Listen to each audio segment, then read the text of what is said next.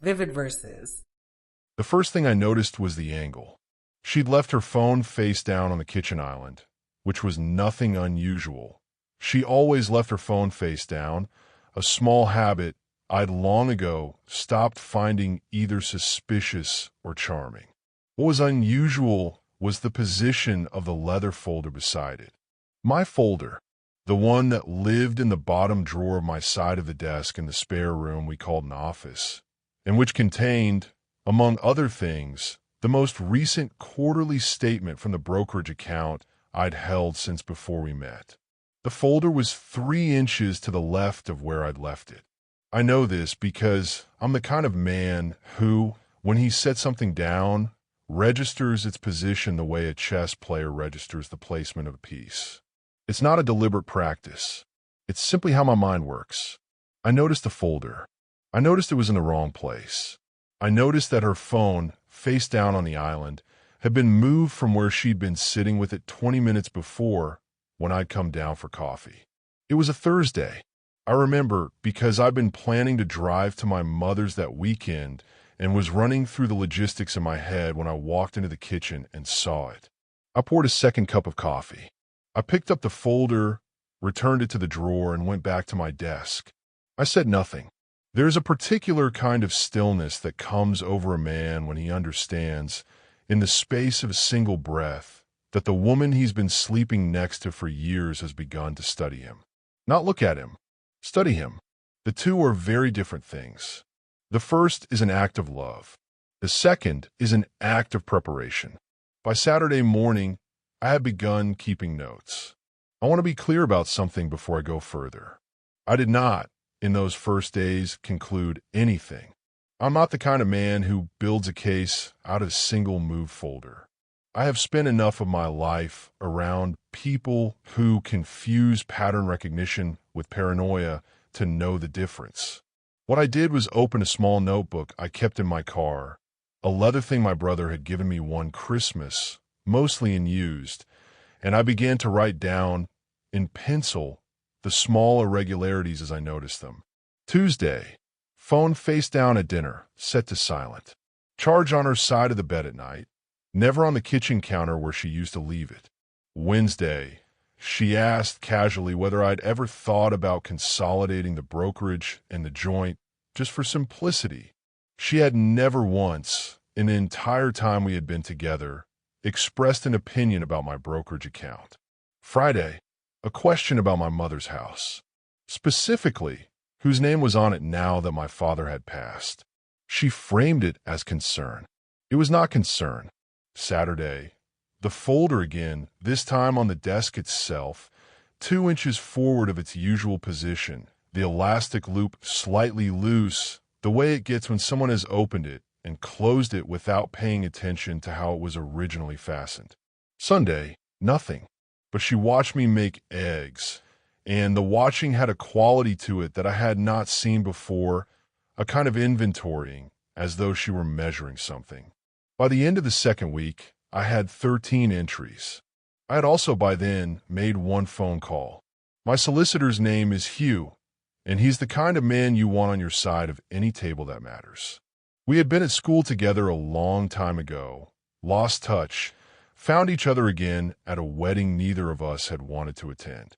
He had handled the conveyancing on the house I'd bought before I met her, a detail that would, in time, become important, and he had handled my father's estate.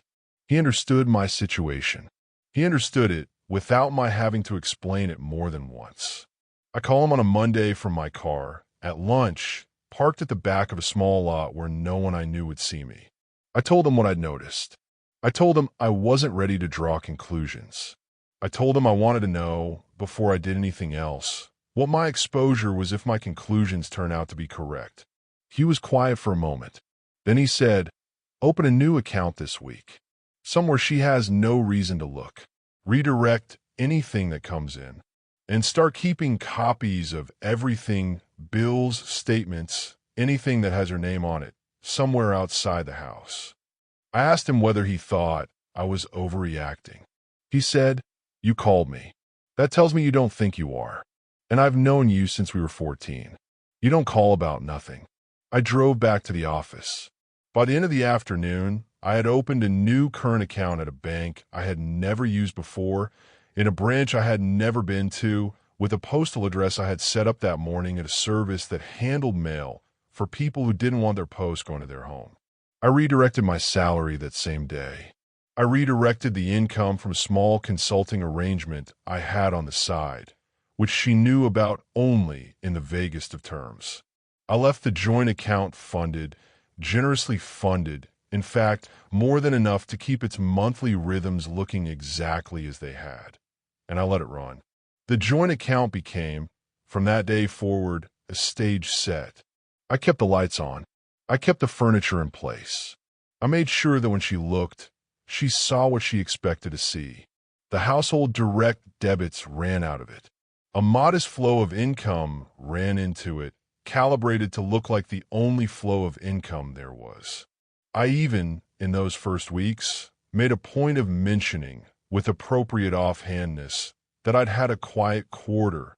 Nothing alarming, just a soft patch, so that the modesty of the joint account's deposits would have a context she could file away. She did not question it. She did, however, 2 nights later, ask me whether I'd thought about whether we should look at the mortgage together. Just to see if there's anything we could do, she said, stirring her tea.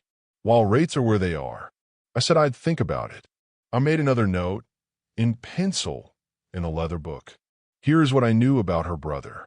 I had met him twice. The first time was at a barbecue at her sister's place, not long after we'd started seeing each other, and he had spent most of the afternoon on a folding chair near the grill, drinking lager from a bottle and watching the rest of us with the sort of detachment that I had at the time mistaken for shyness.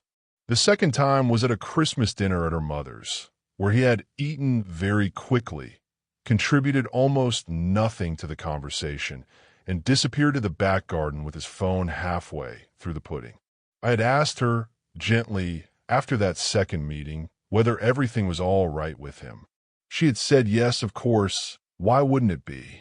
Then, a week later, almost as though she had decided I was now allowed to know, she had told me about the convictions. 2 of them, several years apart, both involving fraud. The second one with an elderly woman, a neighbor of his at the time, whose accounts he had drained over a period of months by exploiting a kind of trust that the court had eventually described, in sentencing, as a deliberate cultivation. He had served time. He had come out. He had, she said, done well since. He worked now. He was different now. I had nodded and said nothing. I had not been in a position, then, to do anything else. But I remembered, when Hugh and I spoke for the second time, 3 weeks into the matter, I told him about the brother. He went very quiet again, and then he asked me a question I had not been expecting. Has she ever, he said, asked you for a copy of any of your documents? Bank statements, deeds, pension forecasts, anything of that kind. I thought about it. No, I said, not directly. In the folder, he said. Where do you keep it now? In my car, I said. Locked. The originals are with you. What's at the house are second copies, and they're now in a place she wouldn't think to look. Good, he said. Now listen, I'm going to ask you to do one more thing, and I want you to do it carefully. He told me what he wanted me to do, and I did it. What he wanted me to do was install on the home computer we shared a desktop in the office, which she used more than I did, mostly for browsing and her book club spreadsheet, a small piece of software that logged file access. He sent me the link. He told me how to install it in such a way that it would not appear in any visible list of programs. He told me that he did not, generally, advise his clients to do this, but that the circumstances I had described made it, in his judgment, proportionate. If she's looking, he said, we need to know what she's looking at, and we need to know whether she's the only one looking. I installed it on a Sunday afternoon while she was at her sister's. It took me 11 minutes. For 3 days, the log showed nothing of interest. She used the computer for what she always used it for, a recipe, a search about a holiday, a long browse through the kind of property listings she sometimes drifted toward when she was bored. On the fourth day, the log showed her opening a folder I had created 6 years earlier, when I had first set up the desktop, and which contained scans of every document of importance I had at the time digitized: my passport, the deeds to the house, my pension paperwork, the brokerage statements going back to before we'd met, the will I had written when my father died, the codicil I had added to it the year after. She spent 43 minutes in that folder. She opened, by the log's count, 11 documents. And this was the detail Hugh had asked me to watch for specifically. At one point, for a period of 6 minutes, she opened the camera on her phone. I knew this because the log included activity from the phone she used on the home Wi-Fi, which I had set up myself, and to which she had given the desktop software the same blanket access she gave everything else on the network. She had not just looked, she had photographed. I sat in front of the screen for a long time after I read that. I remember the sound of the boiler kicking on in the airing cupboard down the hall. I remember thinking, with a kind of cold clarity that surprised me, that what I had been treating as a possibility had now become a fact, and that the matter had, in the technical language Hugh would later use, escalated. I called him in the morning. He listened. He took notes. I could hear the pen on his end of the line. And then he said, "All right, we changed the framing now. This isn't curiosity. Photographing financial documents with her brother's history is asset mapping. I want to know what's on those photographs. And I want to know who's seen them. How do we find that out?" I said, "We don't," he said. "Not yet. What we do is assume the worst, plan for it, and let her keep doing what she's doing while we put the rest of the structure in place. Every day she thinks she's making progress is a day we use." I told him I understood. I went to work. I came home. I made dinner. I asked her about her day, and she told me about a book her book club had chosen that she didn't think much of. I told her about a colleague's child who had got into a school. We watched a film. She fell asleep on the sofa with her head on my shoulder, the way she had 1,000 times before, and I sat there with her weight against me and thought, very calmly, about what I was going to do next. There was no rage. I want to be precise about that. I have a temper like anyone, but I've spent most of my adult life cultivating a relationship with it that keeps it useful and quiet, and I had no use for it here. Rage would have made me sloppy. Rage would have made me confront her early, before I had what I needed, and would have given her the shape of my hand before I was ready to show it. I felt, instead, something that was harder to name, a kind of attentiveness, the way you feel when you're walking down a hallway, and you realize, halfway along it, that the floor is not quite level, and you adjust your step without thinking. I let her sleep on my shoulder. I memorized, while she did, the things she had said to me over dinner, looking for the small inconsistencies I had now begun to notice without effort. There were 2 of them that night. I noted them in the leather book the next morning, in the car before I drove to work. Over the next several weeks, I built what Hugh had asked me to build. I will not describe every step, because most of them were tedious and not all of them are mine to describe. Hugh's work was Hugh's, and I have no right to set out the structure of someone else's craft. But the shape of it is this. By the end of the 2nd month, every asset I owned that could be moved had been moved. The brokerage account had been retitled into a structure Hugh had designed for me, sitting under a wrapper that made it answerable to my will and my will alone. The pension was already where it needed to be. The deeds to the house were where they had always been, which is to say in my name, and only my name, predating the relationship by a full 2 years, with the original sitting in Hugh's safe and a certified copy sitting in a box of my mother's, which Hugh had collected for me one evening in a pub car park on his way home from hearing. A second box, which Hugh and I had agreed on, sat in another place that I will not name, even here. It contained a file. The file by then was thick. I had begun, at Hugh's suggestion, taking my own photographs. Every time I noticed something, every time the folder moved, Every time her phone was face down at a moment when it had no reason to be, every time she asked a question that wasn't really a question, I logged it. I time-stamped it. I matched it, where I could, to the entries in the home computer's log. I cross-referenced the days she had spent in my folder against the days her brother's name appeared in her recent calls, which I could see on the family phone plan, in the bill that came to me each month, and which she had never once thought to ask me to redirect. The brother's name appeared on the bill the day after she photographed the documents. It appeared again 2 days later. It appeared a third time the following week. I noted each one. Hugh, when I sent in the running log, said only, "Keep going. We'll know when it's time." The night I knew it was time was, of all things, the night of her sister's birthday. We had gone over for dinner, 8 of us at her sister's table, including the brother, who had appeared in a clean shirt and a pair of trousers I had not seen him wear before, and who, throughout the meal, had looked at me with an attentiveness he had never previously shown. He asked me, over the main course, how my work had been going, by which he meant something specific that I did not feel obliged to name. He asked me, over dessert, whether I had ever thought about diversifying my pension, a question phrased with the particular flatness of someone who has been told to ask it. He asked me, as we were leaving, whether I'd ever consider going in on something with him. Just a small thing, he said, his eyes on mine. I've got a couple of opportunities. Nothing big. I told him I'd think about it, and I shook his hand, and I felt his hand for what it was, which was the hand of a man who had been told that there was money to be reached for. In the car on the way home, she said, very lightly, "What did you think of him tonight?"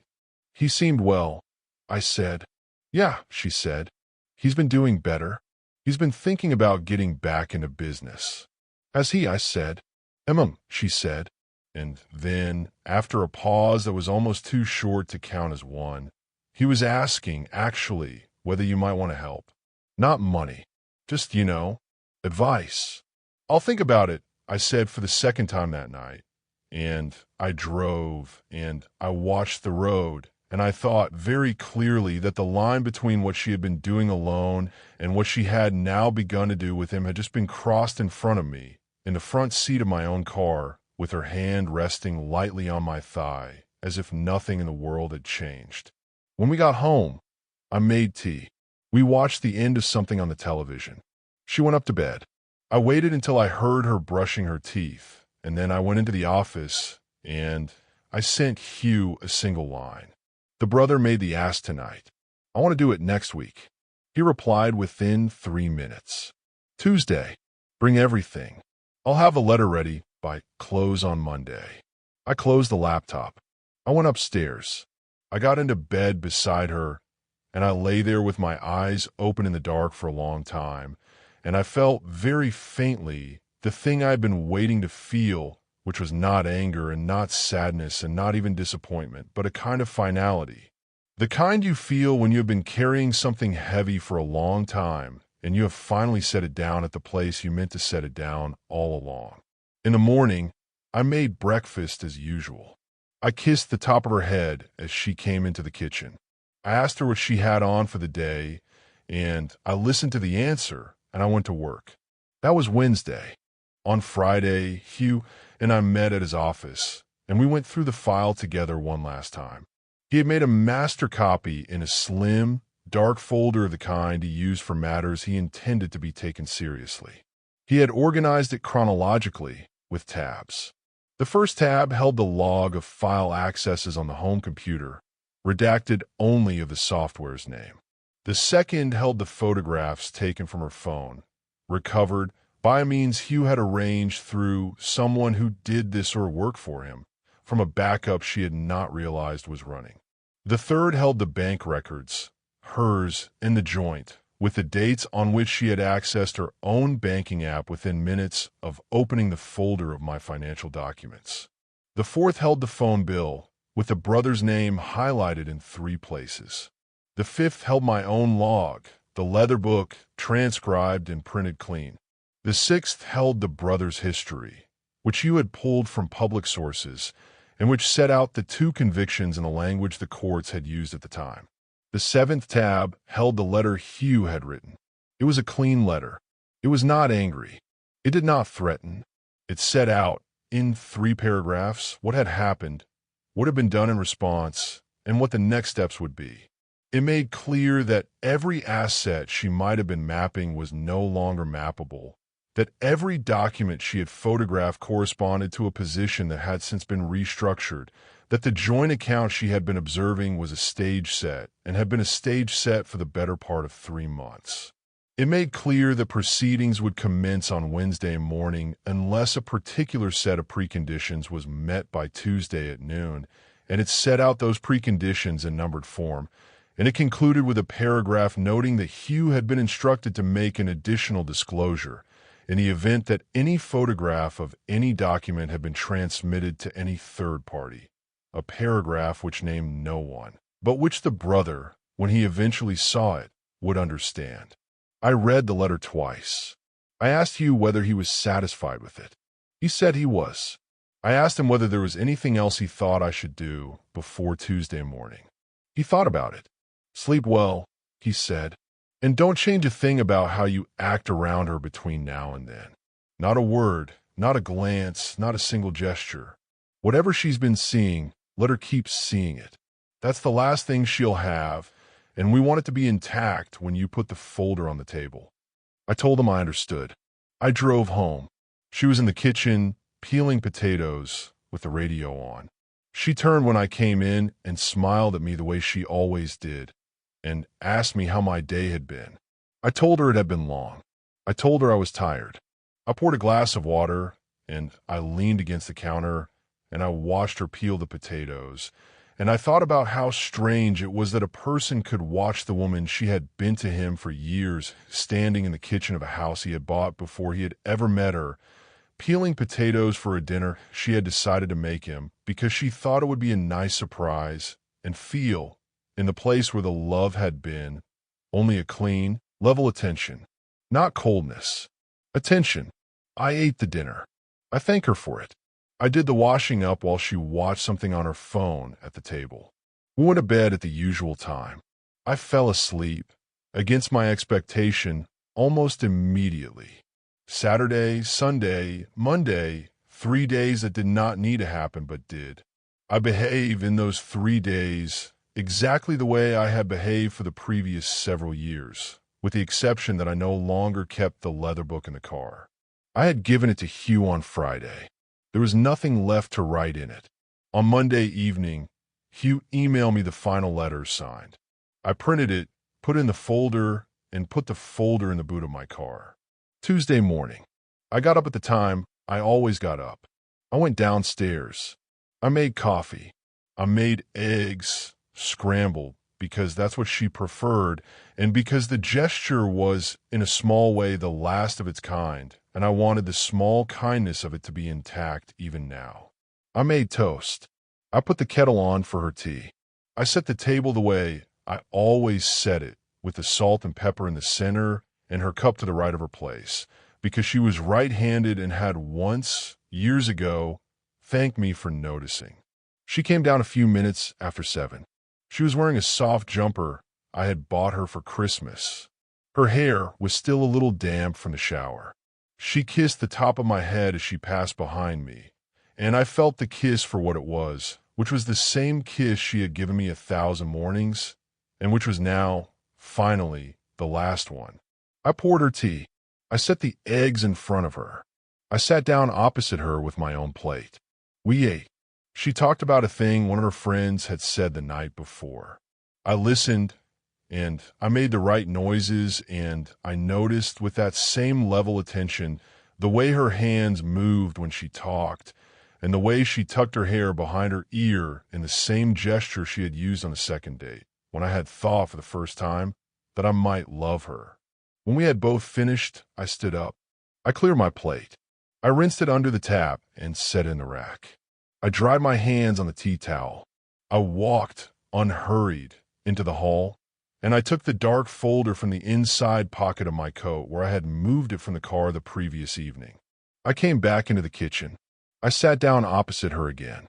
I set the folder on the table between us, turned so that the front of it faced her, and I slid it across with the flat of my hand until it sat square in front of her plate. She looked at it. She looked at me. "What's this?" she said. "It's everything," I said. I want to record what happened next as precisely as I can, because it is the part one have replayed in my own mind more often than any other. She did not, at first, open the folder. She looked at it. She looked at me. There was a moment, a fraction of a second, no more, when her face did the thing a face does when it is calculating which of several available expressions to choose, and I watched her make the choice. She chose puzzlement. It was a good choice. It was the choice I would have advised her to make if I had been advising her. "I don't understand," she said. "You will," I said. "Open it." She opened it. She turned the first page. The log of file accesses. She read the first entries, and then she read the next ones, and then I watched the muscle in her jaw move once very slightly, and I knew she had understood what she was looking at. She turned to the second tab. The photographs. She made a small sound, not loud, not a word, just a kind of intake. And then she turned to the third tab, and she began to read more slowly. By the fourth tab, her hands had gone still on the page. By the fifth, they were in her lap. She did not turn to the sixth. She did not turn to the seventh. She looked up at me. "How long?" she said. "Long enough," I said. There was a silence. "I wasn't going to," she said. "I was just." I held up my hand. Not unkindly. Just held it up. "You don't have to explain," I said. "And I prefer it if you didn't.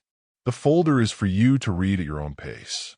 Hugh, my solicitor, has the same folder. He'll be in touch with you today.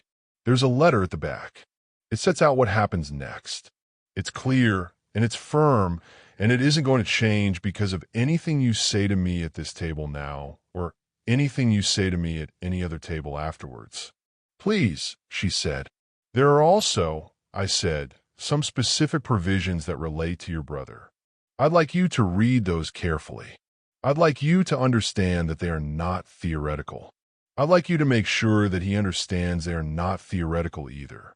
That part is for you to handle, and I'd like you to handle it well, because how you handle it is now going to determine quite a lot about how the rest of this goes."